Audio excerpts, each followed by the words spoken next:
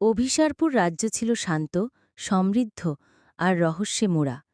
রাজপ্রাসাদের সিংহাসনে বসেছিলেন রাজা ধ্রুব, কিন্তু তার চোখের মণি ছিল একমাত্র পুত্র, রাজকুমার অর্জন।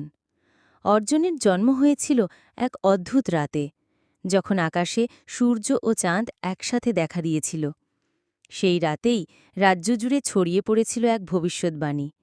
এই শিশুর ছায়া হবে তার গোপন অস্ত্র, আর সময় হবে তার শত্রু।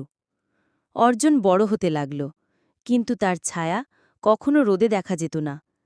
রাজ্যের জ্যোতিষীরা বলত সে সময়ের বাইরে জন্মেছে, তার জীবন বাঁধা নেই সাধারণ নিয়মে।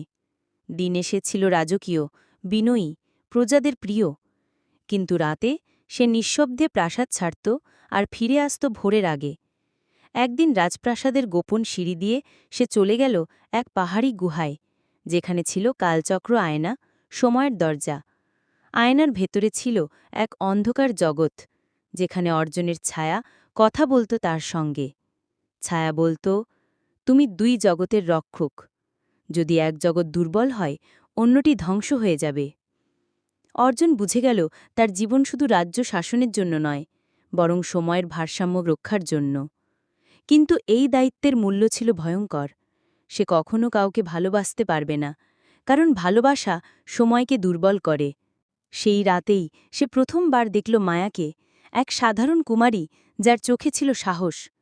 মায়া তার রহস্য জানার চেষ্টা করছিল, কিন্তু অর্জন তাকে থামাল না, বরং বলল, যদি তুমি সত্য জানতে চাও তবে প্রস্তুত হও, কারণ সত্য সময়কে বদলে দেয়। তুমি চাইলে আমি অধ্যায় 2 থেকে শুরু করে গল্পটা আরও বিস্তৃত করতে পারি, যেখানে থাকবে মায়া ও অর্জনের সম্পর্ক, সময়ের যুদ্ধ আর এক চূড়ান্ত সিদ্ধান্ত যা বদলে দেবে দুই জগতের ভাগ্য।